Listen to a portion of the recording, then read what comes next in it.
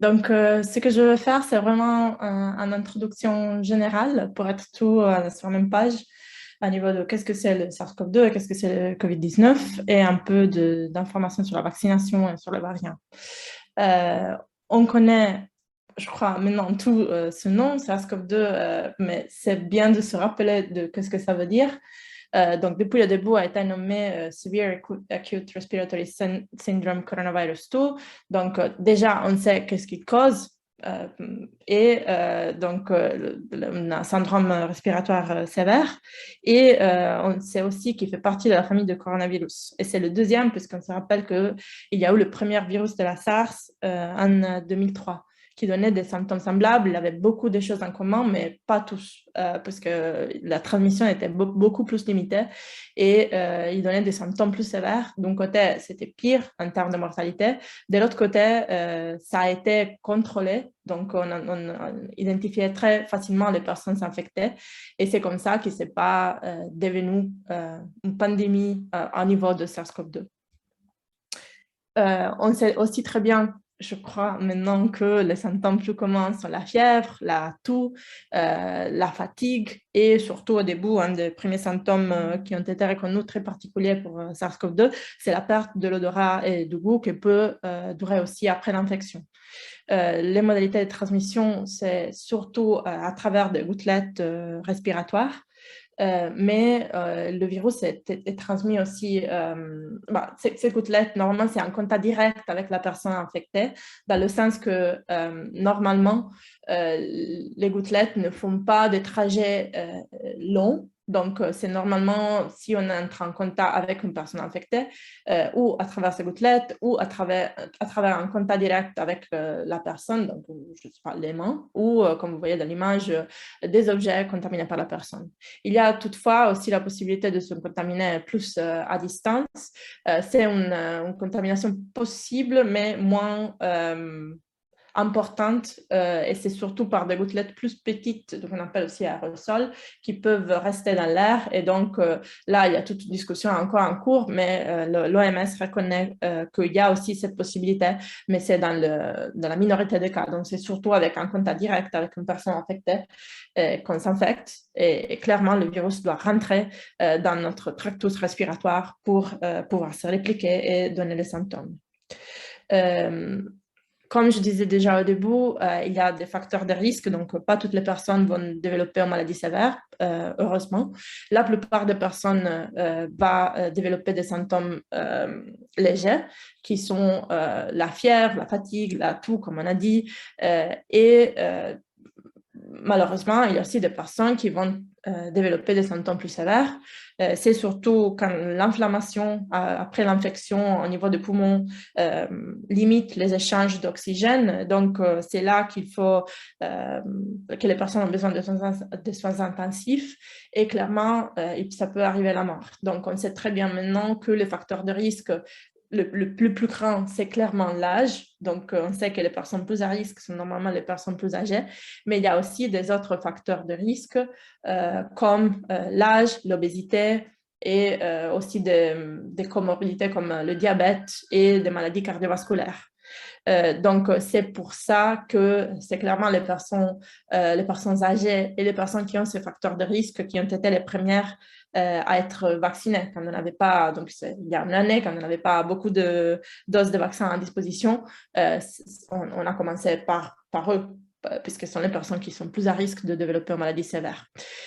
Comme je disais, on commence déjà à parler des vaccins. Là, c'est un rappel de tous les vaccins qui ont été développés et qui sont en train d'être développés. Donc, il y a vraiment un effort énorme pour le développement de vaccins dans tout le monde. Donc là, c'est juste les pays qui ont produit les vaccins.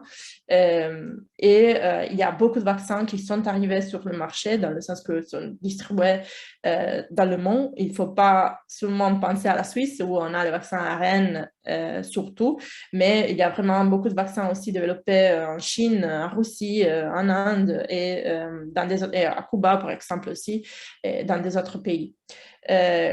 une des premières questions que les gens se posaient sur les vaccins, c'était, quand on a beaucoup écouté parler de la sécurité des vaccins, et un des doutes, c'est comment on a fait à avoir des vaccins dans une année, quand normalement on attend 10 ans ou plus. Donc là, c'est un graphique qui montre un peu comment on a fait. Clairement, il y avait et il y a encore l'intérêt de tout le monde d'avoir ces vaccins à disposition.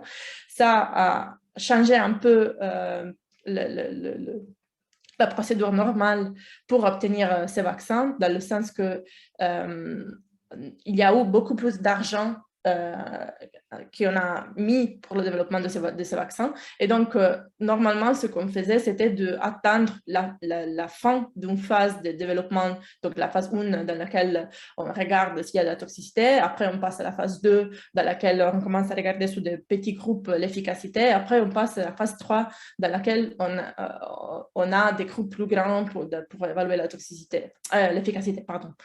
Et après tout ça, normalement, il y a encore une partie d'approbation et après la production sur la grosse production des doses de vaccins.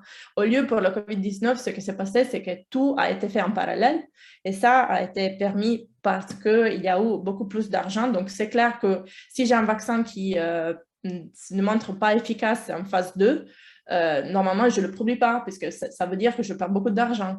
Là, au lieu, on a pu faire tout en parallèle, et heureusement, beaucoup de vaccins qu'on a testés sont montrés efficaces, et donc on a pu avoir ces vaccins vraiment vite. Aussi, par les autorités régulatoires, on a eu l'aide de faire plus vite que d'habitude la procédure de révision, mais ça ne veut pas dire qu'on a sauté des phases. On a tout fait en moins de temps, et c'est important de se rappeler ça aussi pour le futur, puisque ça veut dire qu'on peut aller plus vite quand il y a les conditions idéales. Et donc, c'est important aussi pour le développement de médicaments ou de vaccins dans le futur.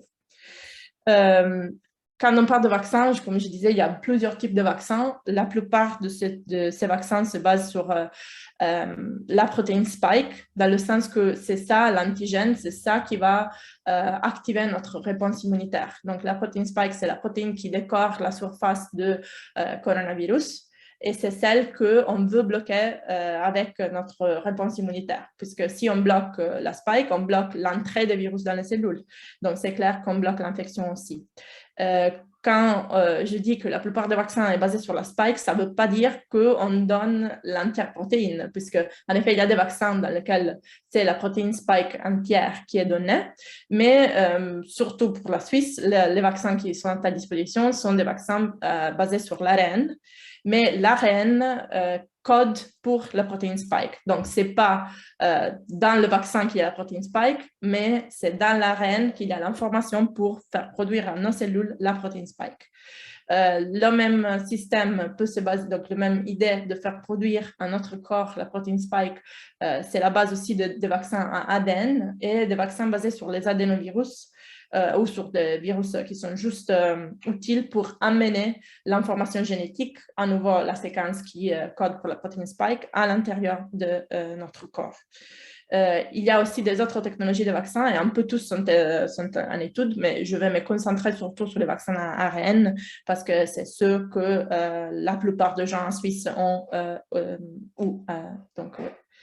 Donc, comment ça marche? Donc, il y a le ARN dedans, une particule lipidique qui donc, est injectée dans le muscle. Et après, il va rentrer, donc cette particule lipidique va amener l'ARN dedans la cellule et l'ARN va être transformé, va être traduit par le ribosome dans la protéine spike.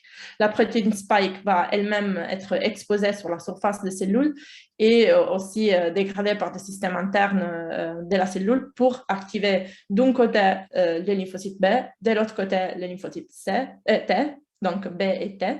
Et donc, ce que va se passer, c'est que tout le système immunitaire va être activé pour être capable de reconnaître d'un côté le vrai virus avec les anticorps. Donc, quand on active le lymphocyte B, on produit les anticorps qui après seront capables de bloquer le virus avant qu'il infecte les cellules. Et de l'autre côté, d'activer le lymphocyte T, qui d'un côté aide le fonctionnement de lymphocyte B, et de l'autre côté vont reconnaître les cellules infectées et les détruire pour empêcher la diffusion du virus dans le corps. Donc, c'est comme ça que les vaccins ARN font apprendre à notre système immunitaire à reconnaître SARS-CoV-2 et on se protège par l'infection. L'autre question que tout le monde s'est posée quand il y a eu ces vaccins, c'est quels sont les effets secondaires. Donc, une chose très importante à se rappeler, c'est que maintenant, il y a plus que 10 milliards de doses de vaccins administrées. Donc, c'est un nombre énorme. Et il y a une attention médiatique sur la vaccination qui est à nouveau énorme. Donc, on est capable de voir aussi des effets secondaires très, très, très rares. Donc, ça veut dire de 1 cas sur 100 000 personnes. Donc, c'est vraiment une possibilité très petite. Ce que j'ai mis dans cette slide au lieu, c'est les effets secondaires que sont communs. Donc, ceux que je dirais, on va voir si on se vaccine, c'est surtout ces effets-là. Donc, des effets que peut-être toutes les personnes qui ont été vaccinées ont tout. Donc, maux de tête, fièvre, fatigue, c'est tous des effets qui sont transitoires, qui n'ont pas... normalement, c'est 24-48 heures. Et c'est des effets qui sont des effets secondaires qui, il faut se rappeler, sont beaucoup moins sévères que ce que peut se passer avec l'infection en soi, donc l'infection avec SARS-CoV-2. L'autre chose importante à se rappeler, c'est qu'il y a des effets secondaires plus rares, comme par exemple, il y a des cas de myocardite liés aux vaccinations, mais ce cas donc, des effets secondaires très rares sont beaucoup moins, ça se passe beaucoup moins souvent que la myocardite dans le SARS-CoV-2 quand on est infecté par le virus. Donc, c'est clair qu'il y a un profil de sûreté de ces vaccins vraiment bon. Et surtout, on a l'évidence maintenant que les vaccins marchent bien. Comment on fait à savoir ça? Ça suffit de regarder le taux de mortalité dans la population qui n'est pas vaccinée, dans la population qui est vaccinée avec 2 doses ou dans la population qui est vaccinée avec 3 doses. Donc là, l'arrivée de vaccins a vraiment changé tout en termes de protection par la maladie sévère. Bon, là, vous voyez les nombres, mais bon, c'est juste pour avoir des calculs. Donc, c'est 30 fois plus dangereux, c'est plus probable de mourir si on n'est pas vacciné, par exemple. Et il y a aussi une autre question sur le vaccin qu'il faut se rappeler, c'est qu'il marche très bien pour protéger par la maladie sévère et par la mort. Il y a toujours cette question si la protection, ça marche aussi pour l'infection.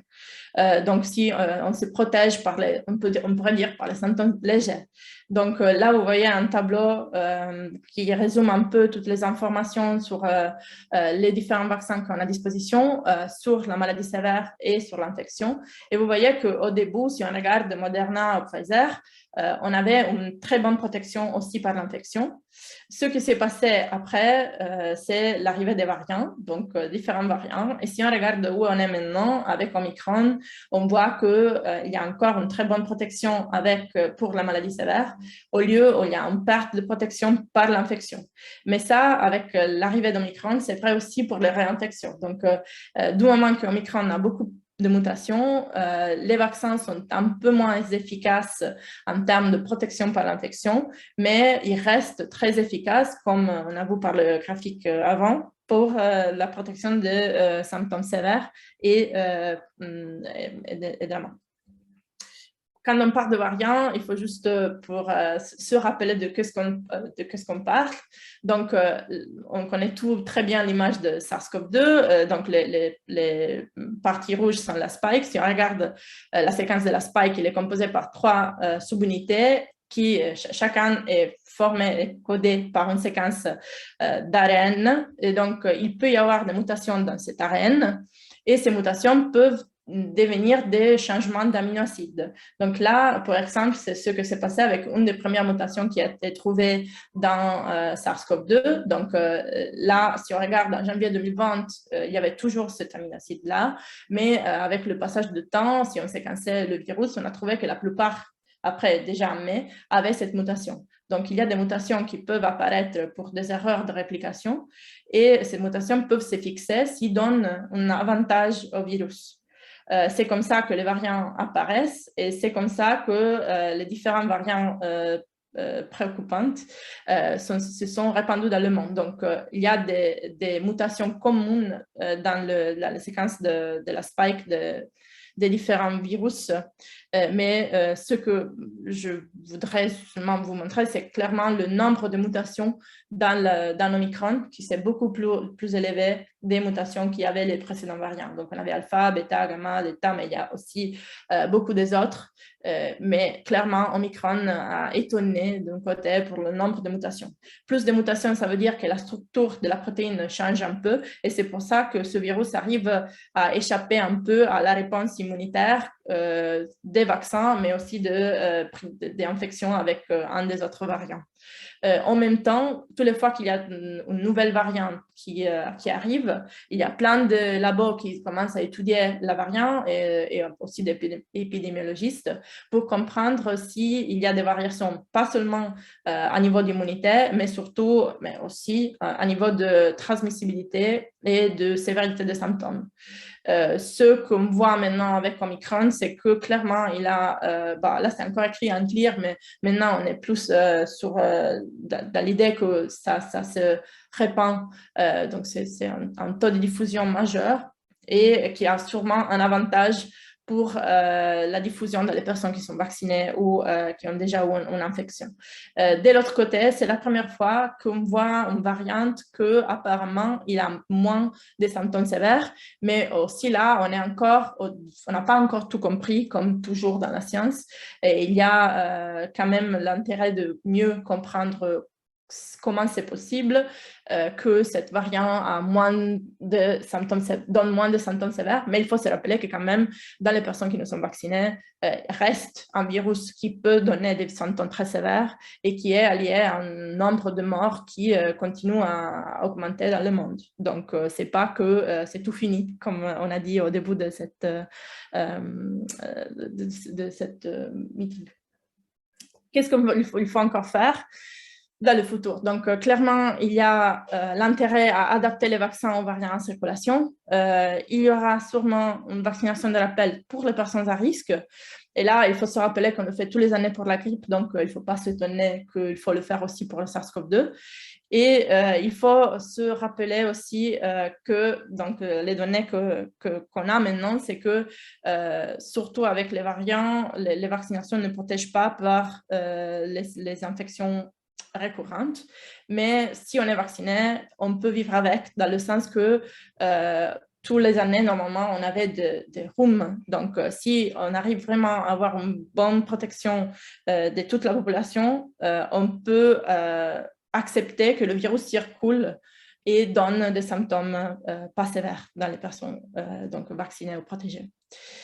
Il faut aussi se rappeler qu'on doit encore arriver à un bon taux d'immunisation aussi dans les pays émergents. Je lisais aujourd'hui que la Suisse va donner 15 millions de doses de vaccins qu'elle a achetées, mais probablement elle ne va pas utiliser aux pays émergents à travers le programme COVAX.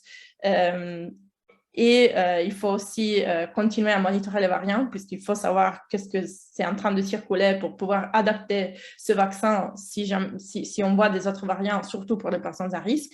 Et de mon côté, dans mon laboratoire, on travaille sur les antiviraux, donc je suis un peu de partie à dire ça, mais clairement, il faut développer des antiviraux, puisqu'il faut aussi être capable de traiter les personnes qui sont infectées par ce virus. Et autre chose qui ne sont pas forcément liées à ce que j'ai dit jusqu'à maintenant, c'est qu'il y a encore beaucoup de choses à comprendre sur le COVID. Et il y a beaucoup de personnes qui ont été infectées et qui ont encore des symptômes. Et c'est le long COVID. Donc là, il faut encore vraiment comprendre qu'est-ce qu'on peut faire et comment les aider et comment traiter toutes ces personnes, puisqu'il y a clairement beaucoup de personnes qui ont ces symptômes. Et dernier message, c'est qu'il faut se rappeler aussi que SARS-CoV-2 n'est ni le premier ni le dernier virus émergent. Donc, il faut qu'on se rappelle de cette pandémie et on cherche de ne pas faire les mêmes erreurs dans le futur.